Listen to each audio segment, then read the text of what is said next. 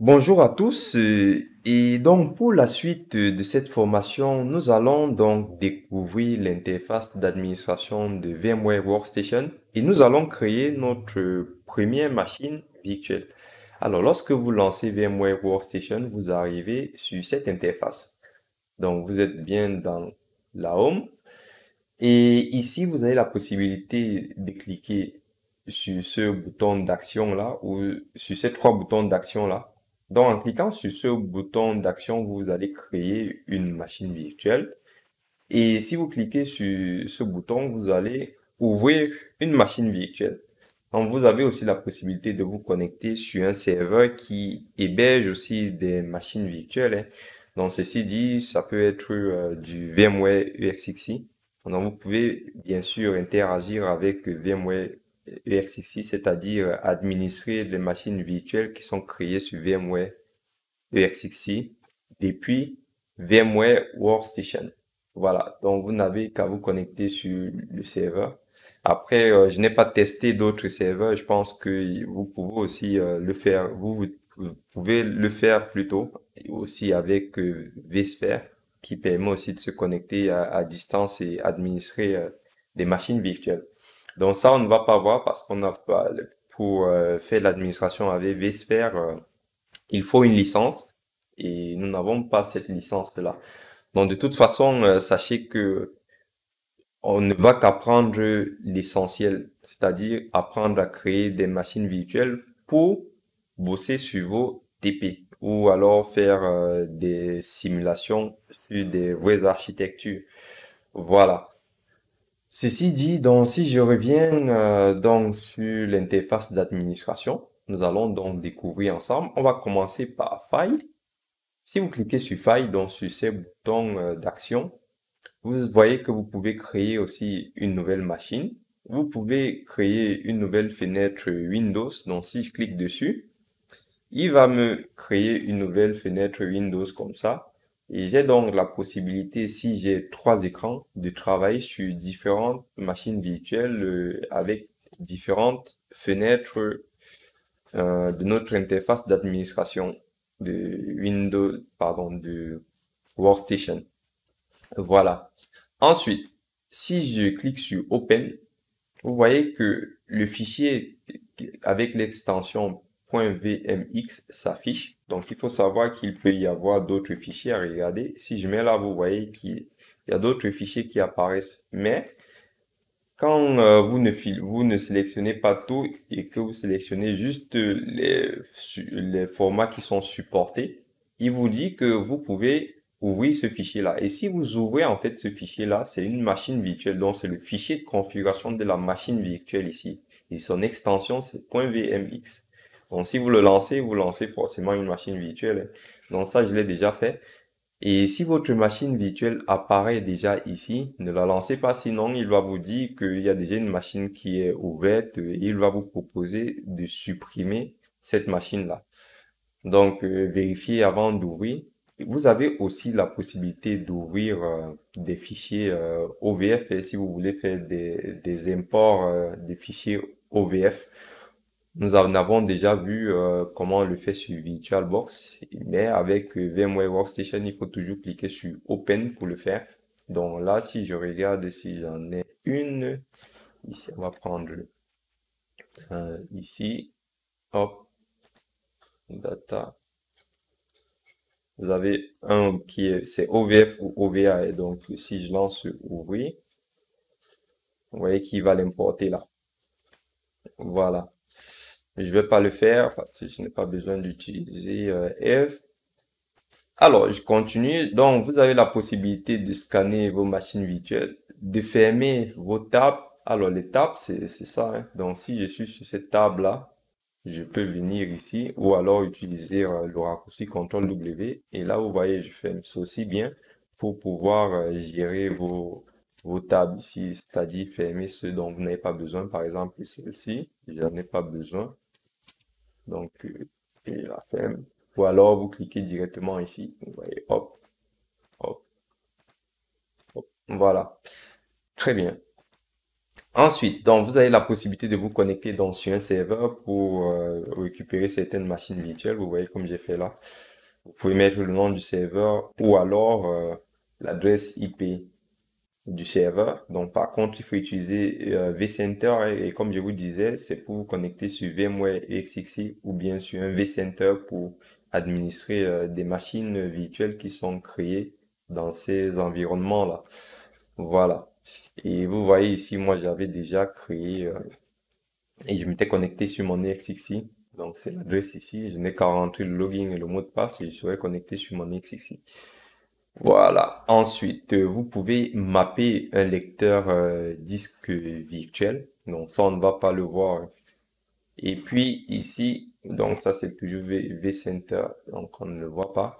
Ensuite, vous avez donc Edit. Vous pouvez faire des actions comme des copier-coller. Et ce qui est plus intéressant, c'est au niveau du Virtual Network Editor, parce que c'est ici que vous allez en fait créer vos interfaces virtuelles, c'est-à-dire vos cartes réseau virtuelles. C'est ici que vous allez les administrer. Ça, on verra, ne vous inquiétez pas. Ensuite, vous avez des préférences ici.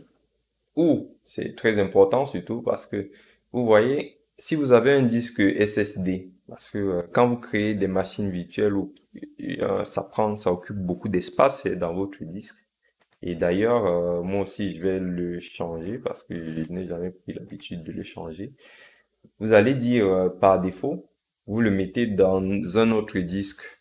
Comme ça, vous ne surchargez pas votre disque C. Et de préférence, mettez-le dans un disque SSD pour que vos machines puissent tourner rapidement. Voilà. Ensuite, vous avez d'autres paramètres ici que je n'ai pas aussi l'habitude de changer, hein, mais vous pouvez regarder au niveau de la compatibilité. Laissez par défaut ici. Et si vous travaillez sur EXXI, vous pouvez changer la compatibilité de vos machines aussi là, en spécifiant que c'est la version de l'EXXI. Donc, nous, on laisse par défaut. Et là, vous avez aussi donc la souris.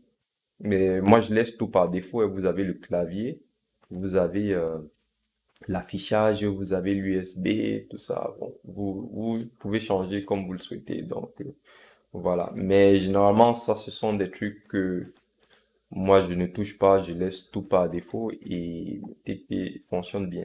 Sauf, par exemple, changer vraiment, euh, on va dire, le dossier, le répertoire où seront hébergées vos machines virtuelles. Voilà. Ensuite, vous pouvez aussi décider d'activer tous les dossiers partagés par défaut, ce qui va vous permettre de créer des dossiers partagés directement sur votre machine virtuelle. Ça peut vous aider au lieu d'insérer une clé USB pour récupérer par exemple des dossiers pour l'importer dans votre machine virtuelle. Vous pouvez créer un dossier partagé et le mapper directement sur la machine virtuelle. Ceci dit, vous allez directement récupérer vos fichiers dont vous avez besoin sur votre machine virtuelle. Voilà, on verra comment on fera ça de toute façon. Ensuite, vous pouvez aussi partager vos machines virtuelles, les messages d'utilise, ça on ne le fait pas. Donc au niveau de la mémoire, vous pouvez réserver de la mémoire. Donc il faut savoir, et j'ai expliqué ça dans une vidéo, que la virtualisation récupère en fait toutes les ressources de votre machine physique. Donc il faut, si vous voulez faire des labs un peu compliqués, il faut bien customiser votre machine physique, c'est-à-dire avoir au moins 16 Go de RAM, avoir du CPU, utiliser un disque SSD.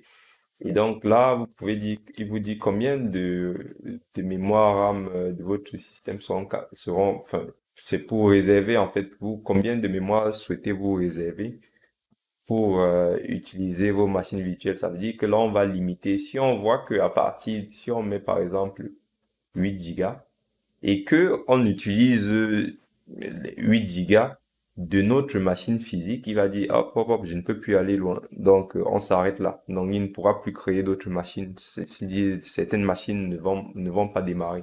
Donc là, j'ai 16 gigas, ce qui dit que je peux monter jusqu'à 13 gigas. Voilà. Donc après la priorité device, ça je n'utilise pas. Donc je vais cliquer sur OK. Pardon. Ensuite, donc on a donc les vues ici. On verra les vues, c'est pour interagir avec cet affichage-là et quand on peut changer des vues. Vous pouvez changer aussi les vues ici. Regardez. Là, si je change cette vue-là, je peux voir directement et sélectionner mes machines virtuelles ici. Et si je change cette vue, vous voyez qu'il prend tout l'écran, c'est-à-dire il fait un full screen ici. Du coup, si je peux revenir là, et là, vous voyez que il affiche comme ça et il m'affiche ça. Donc, je peux décider d'enlever tout ça et on revient à ce menu-là. Donc, vous avez aussi une console, mais je ne l'utilise pas. Et ici, vous pouvez ajuster vous-même l'affichage. Si jamais vous avez des problèmes d'affichage, bien sûr. Alors, en ce qui concerne donc les autres boutons d'action, ici, vous pouvez redémarrer votre VM. Ce bouton d'action-là va vous permettre de redémarrer la VM, éteindre la VM, mettre la VM en pause, refaire un démarrage de la VM, l'éteindre complètement, donc l'allumer, l'éteindre, la suspendre, faire un reset, voilà. Et ici, donc, on a vu l'étape, comment on a vu l'étape, ça c'est bon. Vous avez les VM ici. On verra ça. Donc là aussi, vous pouvez redémarrer la VM. C'est la même chose que ce bouton-là. Donc ça, c'est pour l'administration des VM pause, tout ça. Ça, c'est pour faire un contrôle Alt Sup. Si vous travaillez sur Windows Server, c'est ce bouton-là qui va vous faire le contrôle Alt Sup. Vous n'allez pas le faire avec le bouton, avec votre clavier, hein, sinon ça va verrouiller votre machine physique. Donc, il faudrait plutôt lancer CTRL Alt Sup ici.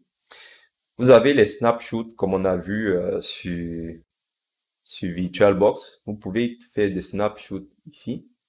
Et ici, vous pouvez manager vos VM, c'est-à-dire créer des clones. C'est ce qu'on va voir. Supprimer depuis un disque, partager une machine virtuelle, download, uploader, downloader. Mais ça, ce sont des trucs que je n'utilise pas souvent et c'est pas notre but. Le but, ce n'est pas d'être un expert sur VMware Workstation. Il faut qu'on soit d'accord, hein. Le but, c'est d'apprendre à créer des machines virtuelles pour pouvoir réaliser vos TP. Après, si vous voulez des formations plus poussées, c'est-à-dire si vous voulez utiliser VMware Workstation Pro pour la déployer chez des clients, on peut faire des formations plus poussées, mais il faut savoir que ça coûte extrêmement cher de déployer VMware Workstation chez des clients.